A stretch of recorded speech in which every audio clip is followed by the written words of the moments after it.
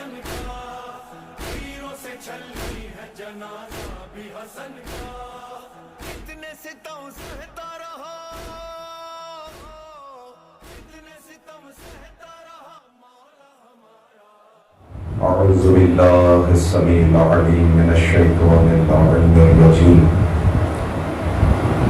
بسم اللہ الرحمن الرحیم، الحمد للہ الذی علا فی توحدہ ودنا فی تفردہ وجل فی سلطانہ وعظم فی ارکانہ،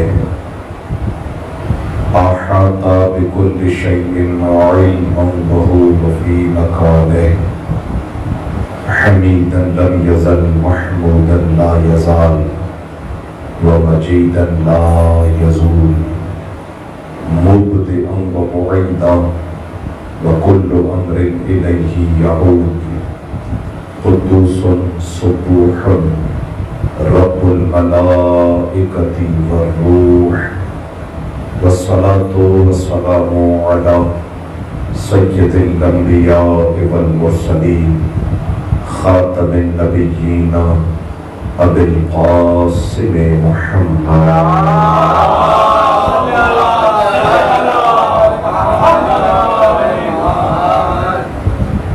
وعلى اہل بیتہ الطیبین الطاہرین، لا سیما بقیۃ اللہ فی الارضین الذين أذهب الله عنهم الرجس وطهرهم تطهيرا۔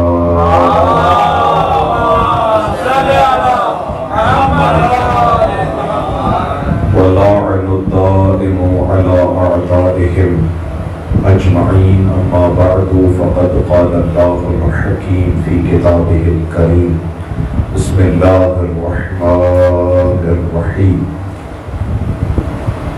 أفمن يهدي إلى الحق أحق أن يتبع أمن لا يهدي إلا يهدى،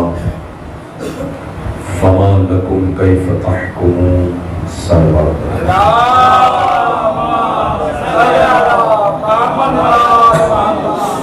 اس سے بھی بہتر و بلند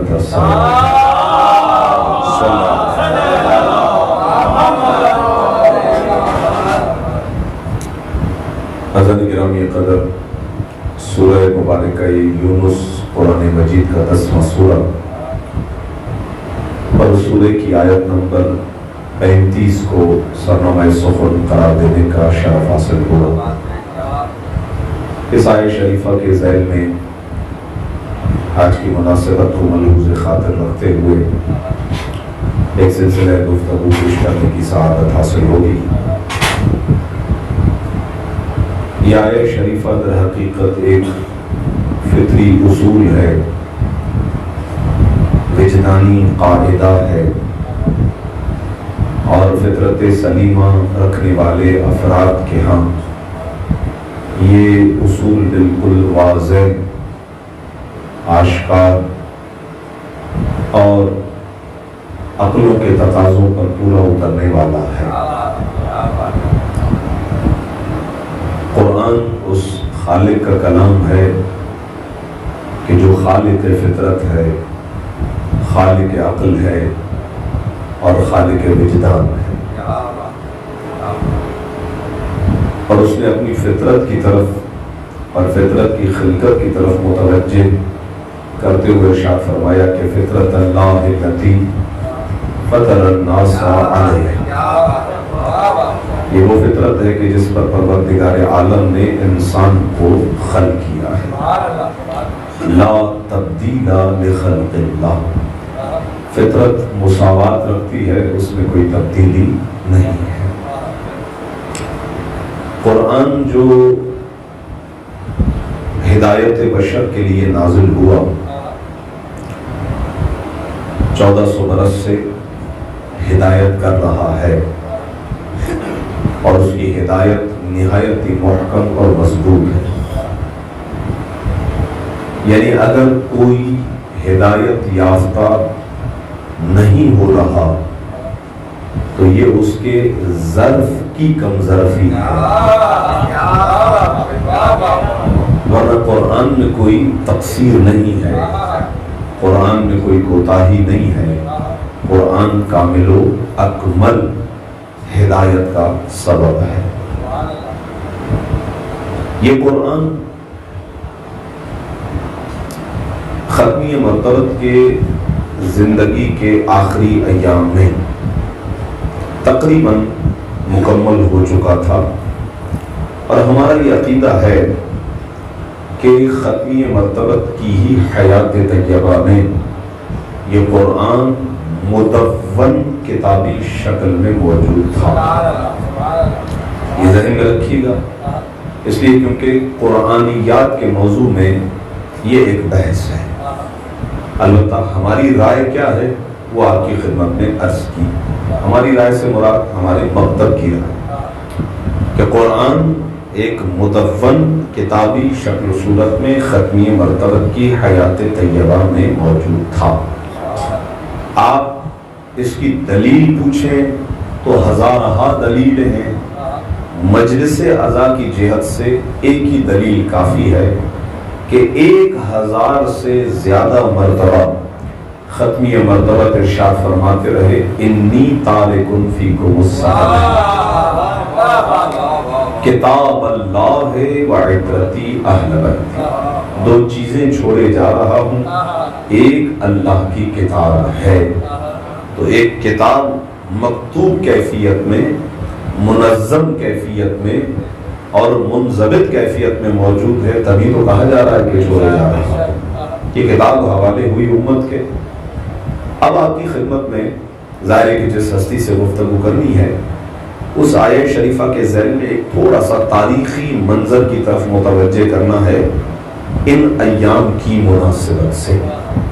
ایک جہت ایام عزا کی ہے، پہلی محرم سے 8 ربیع الاول، واقعہ کربلا اور کربلا کے بعد کے واقعات سبب بنتے ہیں کہ تسلسل کے ساتھ ہم قرآن کی آیہ مودت پر عمل کرتے ہوئے عزاداری اہل بیت کو منعقد کرتے ہوئے جا رہے ہیں، اور یہ سلسلہ ہمارا بہرحال صدیوں پر محیط ہے، اور ہم اس عقیدت کو اپنی آنے والی نسلوں میں عملی طور پر منتقل کر رہے ہیں کہ یہ 2 مہینے 8 دن ایام غم ہے۔ ایک چیز، اچھا، جب میں نے عرض کیا کہ 8 ربیع الاول، تو اس کا مطلب یہ ہوا کہ آج 26 صفر المظفر، اس کا مطلب یہ کہ تقریباً آخری مراحل ہیں اس اعتبار سے، واقعہ کربلا کے اعتبار سے۔ لیکن دوسرے اعتبار سے آج 26، 2 دن کے بعد 28 صفر، اور 28 صفر مضبوط روایت کے مطابق ختمی مرتبت کی شہادت کی تاریخ ہے، رسول اللہ کے اس دنیا سے چلے جانے، اور ایک شہرت یافتہ روایت کے مطابق، یعنی مشہور روایت کے مطابق، ہمارے دوسرے امام حسن مجتبی علیہ الصلوۃ والسلام، اللہم صل علی محمد۔ ظاہر ہے کہ آج کی مجلس اعزا اس دوسری مناسبت کو ملوز خاطر لیے ہوئے ہیں۔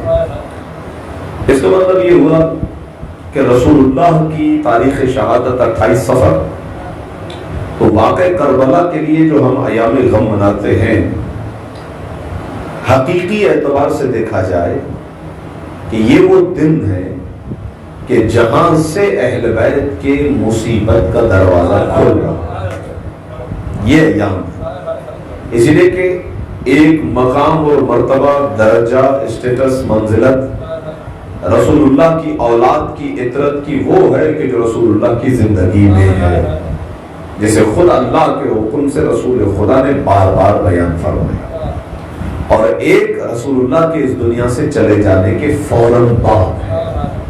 اور اس میں کوئی شک نہیں ہے کہ امت کے درمیان جو بھی اختلاف رسول اللہ کے فوراً بعد ہوا، اس کا کسی اور کو نقصان ہوا ہو یا نہ ہوا ہو، سیدھا سیدھا نقصان آل رسول کو ہوا ہے، عطرت رسول کو ہوا ہے، خانوادہ رسول کو ہوا۔ یہ تاریخی جہت آپ کے ذہنوں میں رہے کہ یہ ایام حقیقت میں گویا ایام آغاز کربلا ہے ایک اعتبار سے، اگر آپ 28 سفر کو سامنے رکھیں گے، اس لیے تقریباً مصیبتوں کا دروازہ ان ایام سے کھل رہا ہے، یہ ذہن میں رکھیے گا۔ اب آئیے میں براہ راست قرآن کی آیت کی طرف جا رہا ہوں، اور قرآن کی آیت کے جو الفاظ ہیں، جو اس کے پہلو ہیں، تفصیل سے ان کی طرف اشارہ نہیں کرنا ہے، ایک اصول جس کا میں نے ذکر کیا اسی اصول پر گفتگو کرنی ہے۔ خدا نے سوال کیا ہے اس آیت شریفہ میں، مکمل آیت میں نے نہیں پڑھی ہے، آیت مکمل تفصیلی ہے، اس کا ایک حصہ پڑھا۔ خدا سوال کر رہا ہے، افمن یہدی الی الحق احق ان یتبع ام من لا یہدی الا ان یہدی۔ پروردگار عالم اس اصول کو تقابل کی کیفیت میں بیان فرما رہا ہے، مقابلے کی کیفیت میں۔ دو طرح کے فرد ہیں، دو طرح کے لوگ ہیں۔ ایک ایسا ہے کہ جسے خود پتہ نہیں ہے کسی چیز کا، اس سے زیادہ کم ترجمہ یہدی کا ممکن نہیں تھا جو میں آپ کی خدمت میں عرض کر سکوں۔ اسے خود کسی چیز کا پتہ نہیں ہے، کوئی ہدایت اس کے پاس نہیں ہے، وہ گمراہ ہے، وہ ضلالت میں گھرا ہوا ہے، اسے خود اپنے راستے کا پتہ نہیں ہے، الا ان یہدی، ہاں مگر یہ کہ اس کی ہدایت کی جائے۔ تو ایک ہے یہ کردار۔ دوسرا کردار جس سے تقابل ہے وہ کیا ہے؟ یہدی الی الحق، وہ ایسا ہدایت یافتہ ہے کہ نہ فقط خود ہدایت یافتہ ہے، حق کی ہدایت کرتا ہے۔ دو طرح کے کردار، ایک ایسا ہے کہ جو نہ ہدایت یافتہ ہے، اس کے پاس کوئی ہدایت نہیں ہے، ظاہر ہے کہ جس کی خود ہدایت نہیں ہے وہ کسی اور کو کیا خاک ہدایت کرے گا۔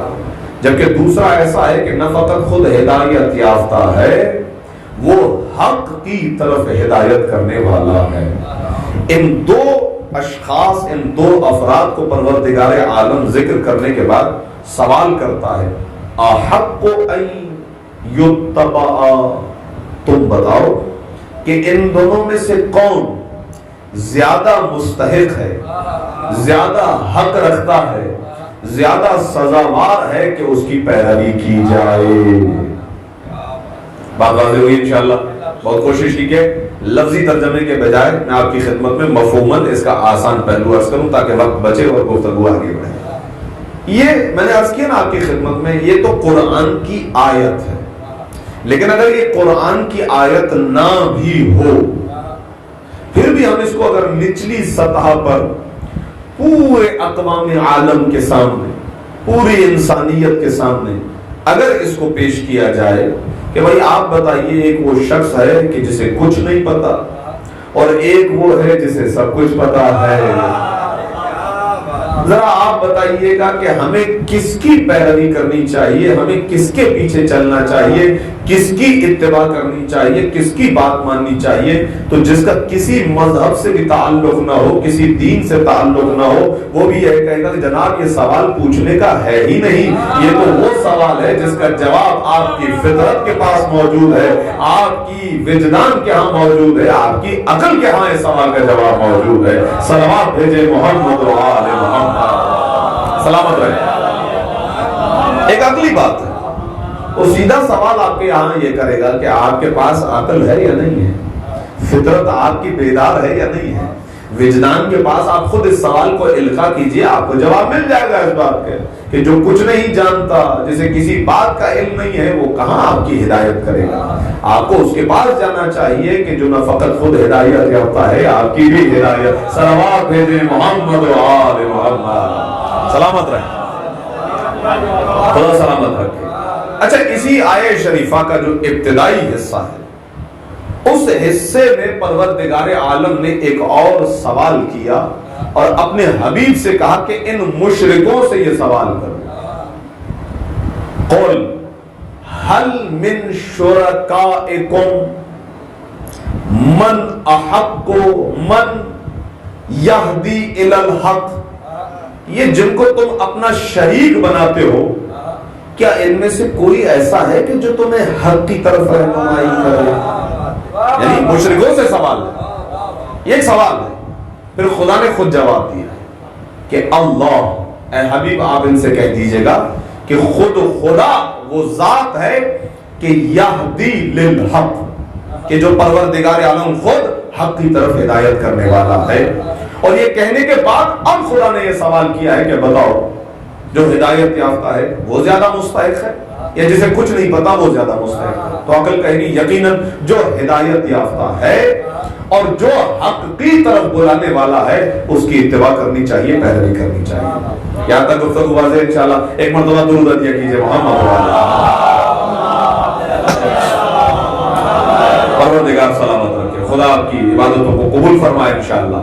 اگر یہ منزل حل ہو گئی تو میں گفتگو کو اگلے مرحلے میں لے جاؤں، اور وہ ہے حق۔ یہدی الی الحق، جو حق کی طرف ہدایت کرے۔ کمال یہ ہے کہ پروردگار عالم نے اسی قرآن میں اپنی ذات کو حق کہا ہے، اپنے ملائکہ کو حق کہا ہے، اپنے قرآن کو حق کہا ہے، اور اپنے اس نبی کو جس کی زبان سے قرآن کو جاری کروایا اسے بھی حق کہا۔ دیکھیں سارا قرآن ختمی مرتبت کی زبان مقدس سے جاری ہے، یعنی ختمی مرتبت بتلا رہے ہیں کہ وہ حق، اس کے انبیاء حق، اس کی کتاب حق، میں حق۔ اب جو بار بار حق حق کا تعارف کروا رہا تھا اسی نے اپنی زبان سے کہا علی مع الحق۔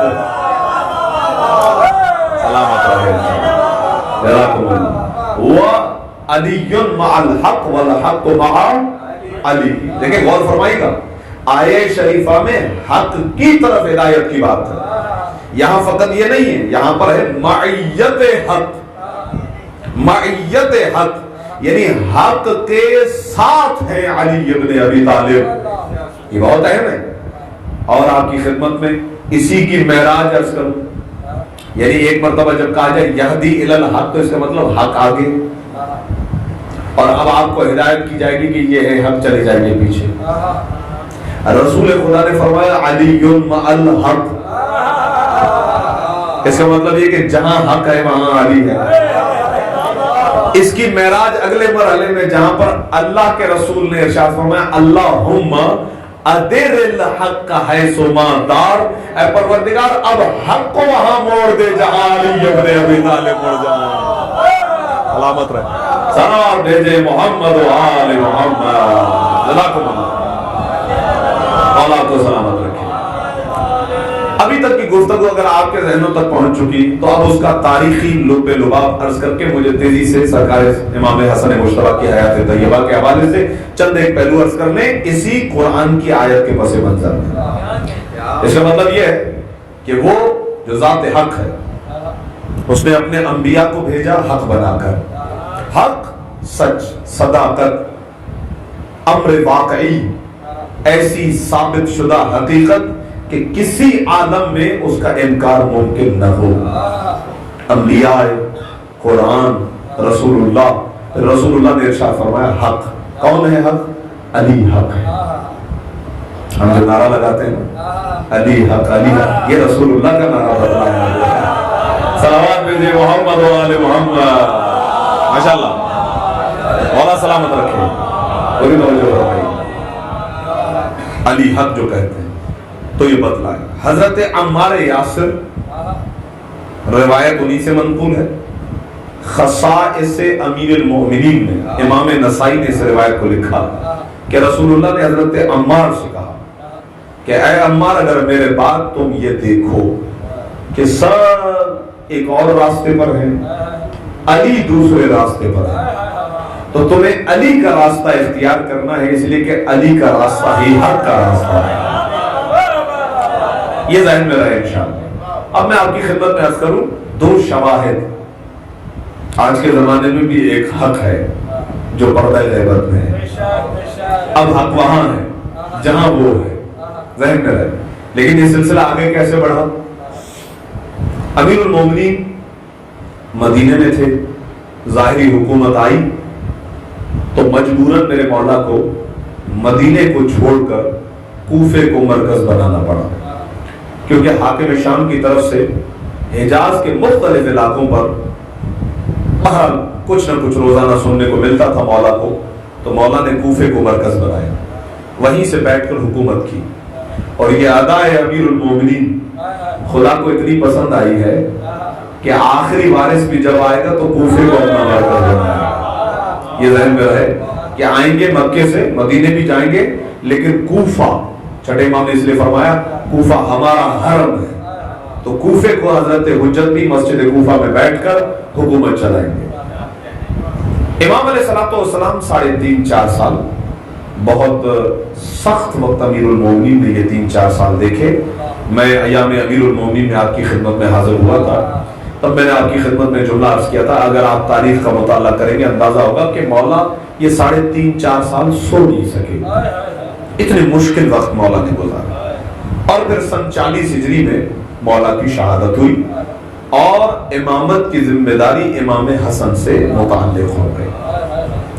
7 مہینے تک ظاہری حکومت امام حسن مشتبہ کی رہی۔ یہ ظاہری حکومت کو ذہن میں رکھیے گا، یہ ظاہری یعنی دنیا، وَإِلَّا یہ تو وہ ہیں جن کی محبت میں پروردگار نے کائنات کو بنایا ہے۔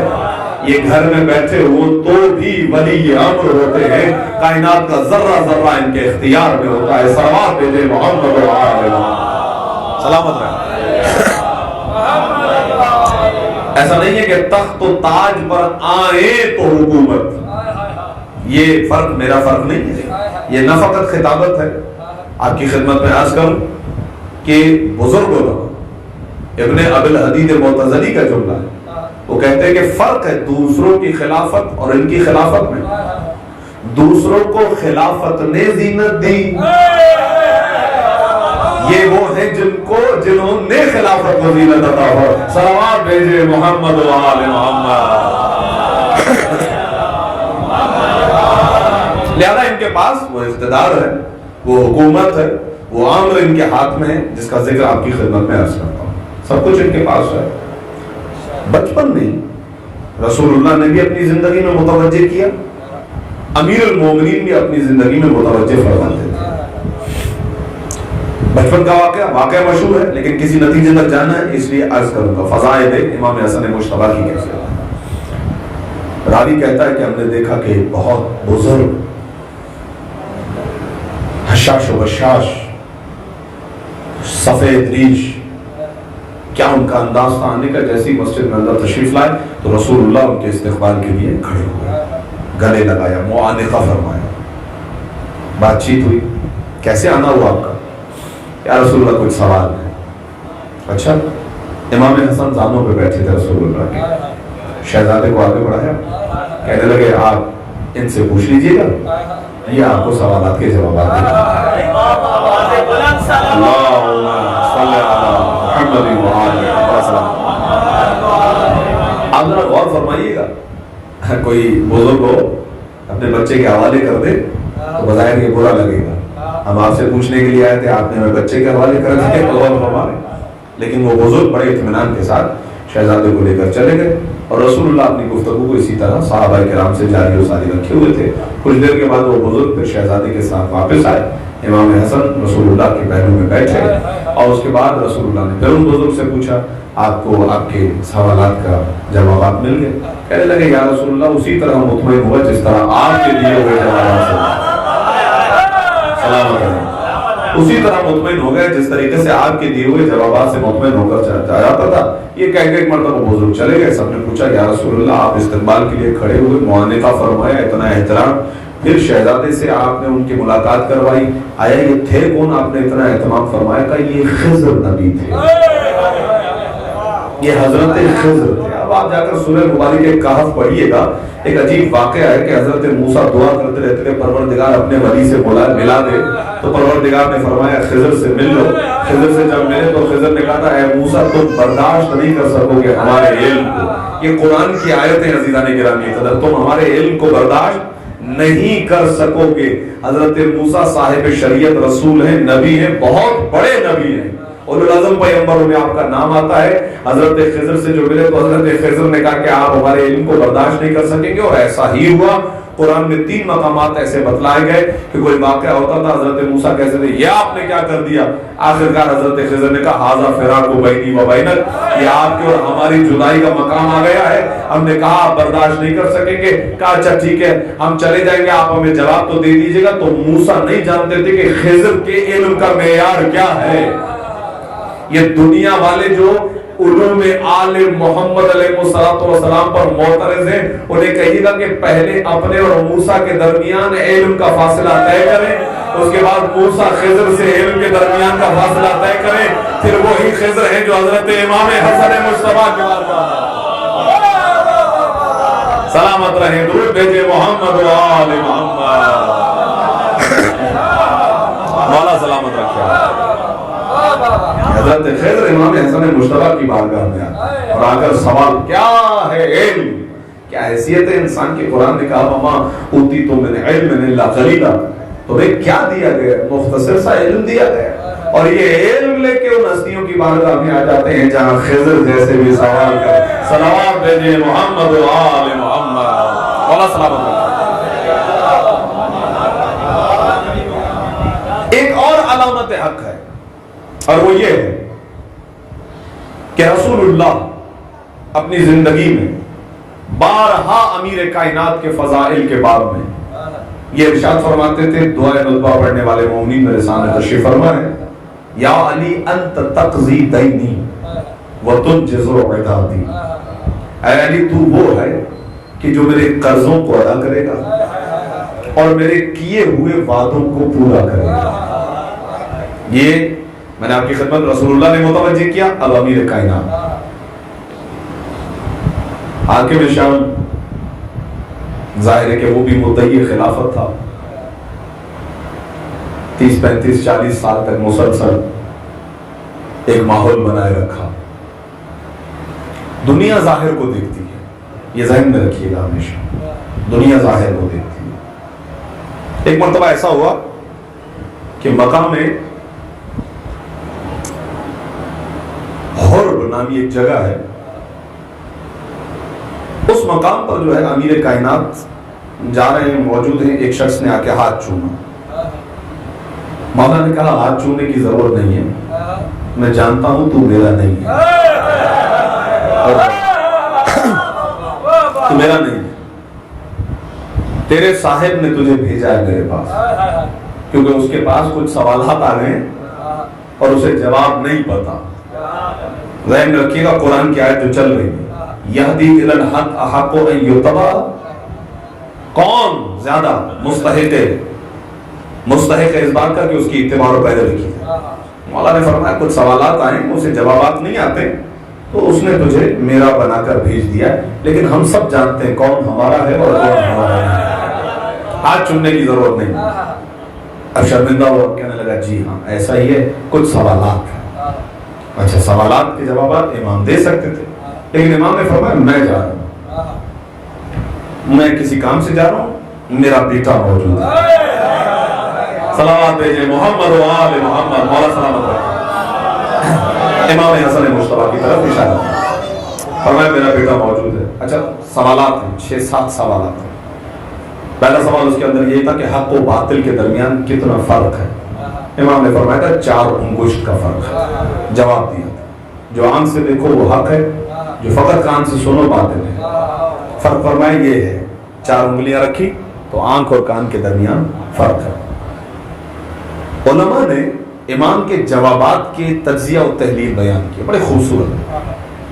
ایک بڑا کمال جو ہے وہ فرق بیان کیا. آنکھ سے جو دیکھو وہ ہے حق, کان سے فقط سنی سنائی بات امکان باطل ہے. تو امام نے اشارہ فرمایا حق اور باطل کے درمیان 4 انگلیوں کا فرق ہے. اس کی ایک تحلیل بڑی کمال بیان کی گئی, وہ کیا ہے؟ حقیقت میں امام حاکم شام کو پیغام دینا چاہتے تھے, تم میں اور ہم میں ایک فرق یہ بھی ہے, ہم رسول کے اتنا قریب رہے کہ پورے دین کو عین بصیرت سے مل رہا ہے. غور فرمائیے, جو کچھ بھی دیکھا وہ عین حقیقت ہے, جو کچھ ہمارے پاس ہے وہ حق ہے. آیت ذہن میں رکھیے گا جو آپ کی خدمت میں عرض کی ہے. احق ان یتبع، حق یہدی الی الحق. امام ارشاد فرمائے جو کچھ ہم نے اپنی آنکھوں سے دیکھا ہے وہ حق ہے. تو ہم نے اور تم میں یہ فرق ہے کہ تم نے جو کچھ سنا فقط سنا. ہم جو دین اپنے پاس رکھتے ہیں عین واقعیت و حقیقت ہے جسے ہم نے اپنی آنکھوں. صلوات بھیجیں محمد و آل محمد. والا سلامت رکھیں. یہ ایک بہرحال تحلیل بیان کی گئی ہے اور ظاہر ہے کہ ہمارے نوجوان اور مومنین موجود ہیں. فضائل اہل بیت یہ دلوں کی حیات ہے. ہمیں حکم ہے احیاء امر اہل بیت کو بیان کرنے کا. فضائل اہل بیت کے ذریعے سے عقیدہ اور مضبوط اور مستحکم ہوتا ہے. لہذا امام علیہ السلام نے کچھ اور جواب دیے. ان میں سے ایک بڑا خوبصورت جواب تھا. امر ذہن میں رکھیے گا. ان میں سے ایک سوال یہ تھا کہ 10 چیزیں ہیں ایک دوسرے کی بنسبت وہ چیزیں سخت ہیں، طاقتور ہیں، غلبے والی ہیں. امام نے فرمایا میں جانتا ہوں. ان میں سے پہلی چیز ہے پتھر جسے خدا نے سخت ہی خلیفہ فرمایا.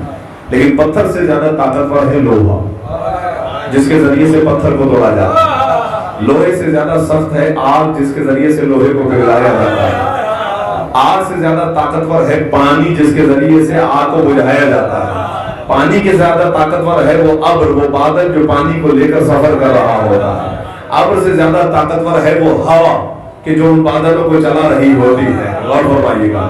اور اس ہوا سے زیادہ طاقتور ہے وہ فرشتہ کہ جسے ان ہواؤں کے چلانے پر معمول کیا گیا ہے. اس فرشتے سے زیادہ طاقتور ہے ملک الموت کہ جو اس فرشتے کو موت دیتا ہے. ملک الموت سے زیادہ طاقتور ہے خود موت کہ جو ملک الموت پر طاری ہوگی. اور موت سے زیادہ طاقتور ہے امر الہی جو اس موت پر طاری ہوتا ہے. اور خدا نے وہی امر ہمیں عطا کر کے اولل الامر بنایا ہے.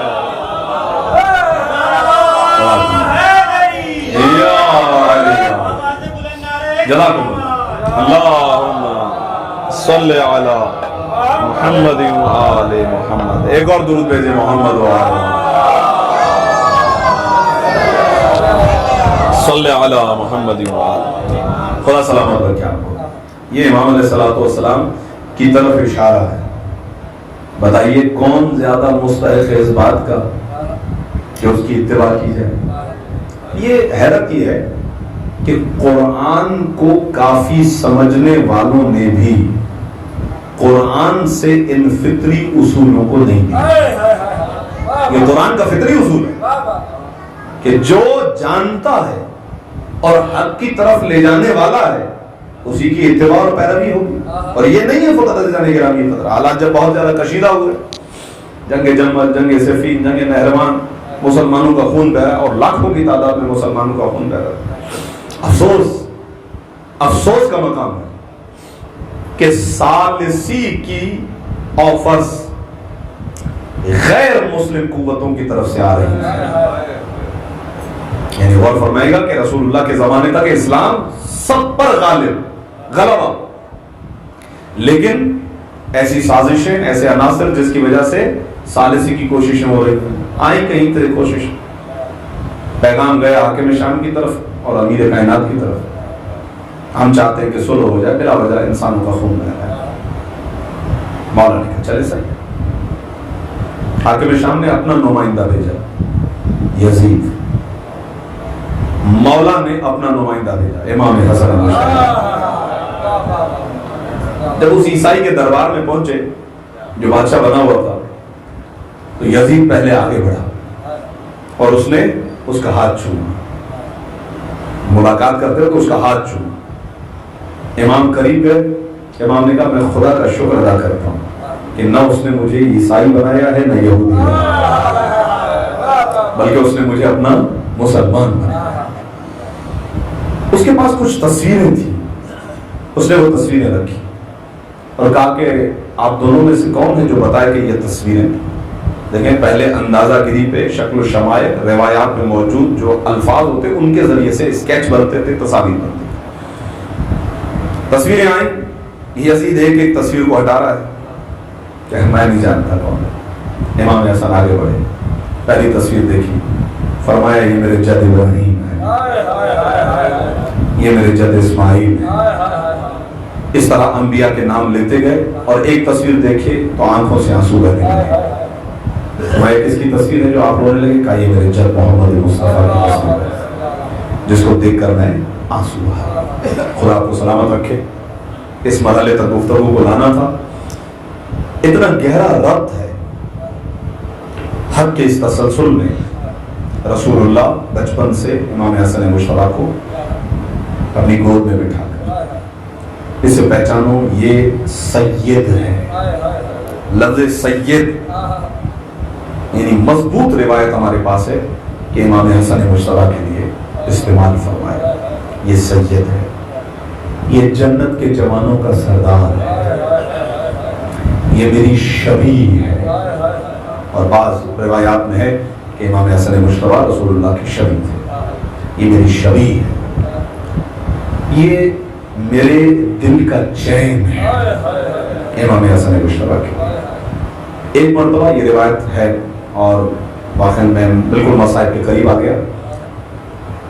ایک مرتبہ امام حسن مشتبہ کے ہونٹوں کا بوسہ لیا۔ ابن حجر عسقلانی نے یہ روایت احمد ابن حنبل سے نقل کی ہے، رجب روایت ہے، روایت بھی ایسے شخص سے حاکم شام سے نقل ہے۔ ہونٹوں کا بوسہ لیا اور امام حسین آئے تو گلے کا بوسہ لیا۔ شہزادے دونوں گھر گئے اور گھر جا کر انہوں نے اپنی والدہ گرامی سے عرض کیا، آج نانا کا انداز بڑا عجیب تھا، حسن مشتبہ کے ہونٹوں کا بوسہ لیا اور حسین ابن علی کے گلے کا بوسہ لیا۔ اچھا، یہ بوسہ لینے اور چومنے کی روایت، یہ اتنی زیادہ روایات ہیں ہمارے پاس اور ہر ایک کی الگ الگ توجیہ اور روایات، جوابات رسول اللہ کی طرف سے موجود ہیں۔ اس روایت کا میں آپ کی خدمت میں عرض کروں، شہزادی بھی سوچ رہی ہیں، رسول اللہ گھر میں تشریف لائے، کہا بابا آج میرے شہزادوں نے آ کر مجھے بتایا کہ آج آپ نے یہ طریقہ اپنایا، کہا بیٹی سنو گی کہ آج میں نے ایسا کیوں کیا؟ کہا ہاں بابا، کہا میں نے حسن کے ہونٹوں کا بوسہ اس لیے لیا کہ زہر کے اثر سے جگر کے ٹکڑے کٹ کٹ کے دشت میں خون جگر حسن کے ہونٹوں پر موجود ہے، میں نے اس لیے ہونٹوں کا بوسہ لیا۔ حسین کے گلے کو میں نے اس لیے بوسہ لیا، یہی وہ گلا ہوگا جس پر خود خنجر چلایا گیا۔ خدا آپ کی آوازوں پر رحمت نازل کرے اور ہمارے مولا و آقا حضرت حجت کی بارگاہ میں ہم یہ بوسہ پیش کر رہے تھے، اس ذکر خیر کو امام زمانہ ہم سے قبول فرمائے عزیزوں۔ امام حسن مشتبہ، امام حسین، رسول اللہ کی شہادت کی تاریخ میں ایک روایت کو جوڑتا ہوا آگے بڑھوں گا۔ ان دنوں میں رسول اللہ اپنے بستر علالت پر ہیں۔ ہمارے ہاں بعض روایات ہیں کہ رسول اللہ کو زہر دیا گیا، جس کی وجہ سے رسول اللہ بہت زیادہ کمزور ہو گئے، بستر پر گئے۔ ایک دو مرتبہ مسجد کے لیے تشریف جو لے گئے تو وہ بھی سہارے کے ذریعے سے، اور اگر وہ لے کر بھی گئے تو فقط یہ بتلانے کے لیے کہ میرے بعد میری اولاد کا خیال رکھیں۔ یہی ہے روایت۔ امام حسن مشتبہ، امام حسین چھوٹے ہیں، رسول اللہ کبھی شہزادی کو دیکھتے ہیں بہت روتے ہیں، یہی حالت۔ امیر کائنات کو دیکھتے تھے، فرماتے تھے علیک بالصبر، اے علی آپ کو صبر کرنا ہے، اے علی آپ کو صبر کرنا ہے۔ واقعاً امیر مومنین کے لیے بہت سخت مرحلہ تھا رسول اللہ کے بعد۔ تبھی تو امیر کائنات نے جب شہزادی کو قبر کے حوالے کیا تو یہ جملے کہے تھے، اے فاطمہ جب اپنے بابا سے ملو تو بتا دینا آپ کی امت نے آپ کے بھائی کے ساتھ کیا کیا ہے۔ یہ بہت سخت تھا جس کا اظہار امیر المومنین نے فرمایا۔ خدا آپ کی آوازوں کو رحمت، سید آپ کا خوشا دونوں شہزادوں کو اپنے سینے میں لگاتے تھے، یہ آخری وقت دونوں شہزادے۔ اور کبھی کسی وقت اگر امام حسن اور امام حسین کو اٹھانے کے لیے شہزادی اور مولا علی آگے بڑھتے تھے، آنکھ کھلتی تھی، رسول اللہ کو فرماتے تھے نہیں ان کو میرے سینے سے مت اٹھا، یہ دونوں شہزادے میرے سینے پر رہے، جب تک اس دنیا میں ہوں میں چاہتا ہوں ان کو کوئی مجھ سے جدا نہ کرے، یہ میرے سینے سے لگے رہے. اور خاص طور پر امام حسین کے لیے تو روایت آئی. خدا کیا بات ہے. ایک مرتبہ دیکھا شہزادے رو رہے ہیں. فرمایا اے میرے بچوں میرے سامنے گریہ مت کرو, تمہارا رونا مجھ سے برداشت نہیں ہوتا ہے. عزیز رسول اللہ نے اپنی زندگی کے آخری دنوں میں کہا ان شہزادوں سے تمہارا رونا برداشت نہیں ہوتا. اب رسول اللہ کی خدمت میں ہاتھوں کو جوڑ کر یہ جملہ کہیں گے, یا رسول اللہ آپ کے بعد آپ کے گھر والوں کو جتنا رلایا گیا ہے بیوی کا شمار بکاؤن میں سب سے زیادہ رونے والی. جب چھٹے امام نے بیان کیا تھا تو راوی نے کہا تھا مولا آپ کی دادی آپ کے جنگ کے بعد زندہ کتنے دن رہی تھی جو آپ کہہ رہے ہیں بہت زیادہ رونے والوں میں. ایک مرتبہ مولا نے کہا تھا مدت گریہ کو نہ دیکھ شدت گریہ کو دیکھ. یہ دیکھ کہ کتنا روئی کے مدینے والے آ کر کہہ رہے تھے کہ بیوی اپنے رونے کا وقت مقرر کر لیجیے گا.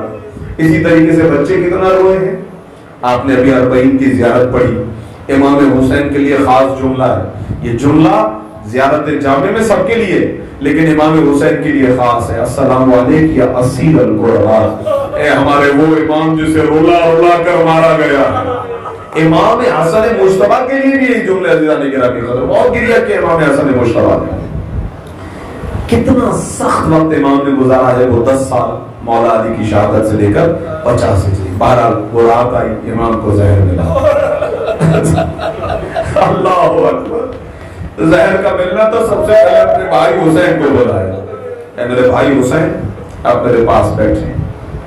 ایک مرتبہ اچانک سے تکلیف ہوئی زہر کی اور جیسے ہی قے آنے لگی تشت میں امام کے جگر کر گرنے لگے.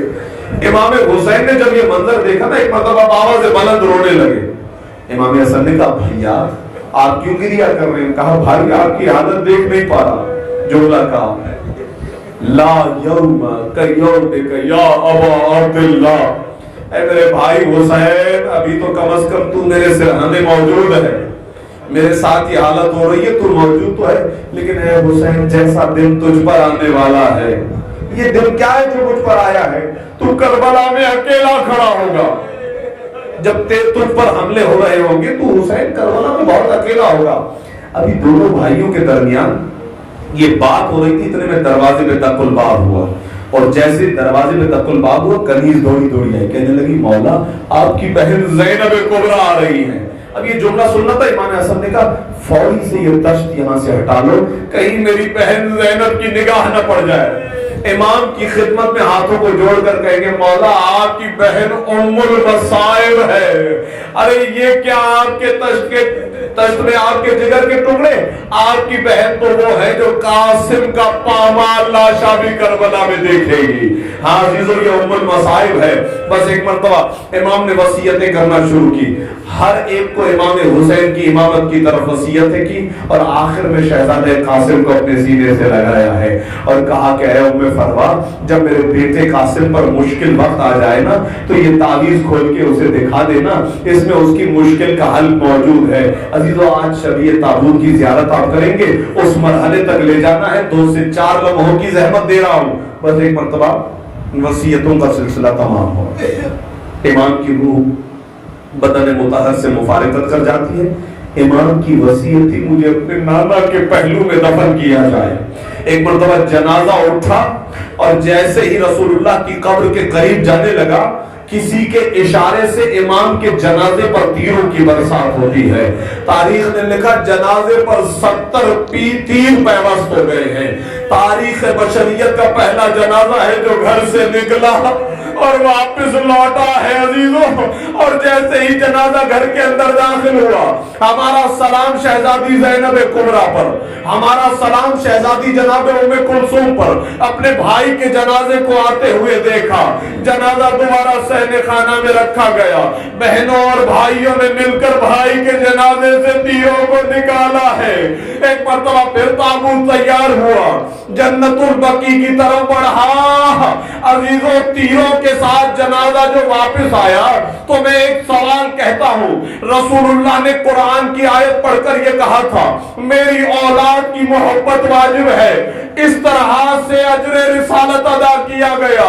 بیٹوں کے جنازوں پر تیر اور ایک जनाजा करबला में है, इतने तीर बदन मुतहर पर थे, जब जीन से जमीन पर आया तो न जाने कितनी देर तक तीरों पर जनाजा मुअल्लक रहा, जमीन पर नहीं आया है। यही सिला दिया उम्मत ने, एक का जनाजे पर तीर, दूसरे का जनाजा भी हसन का।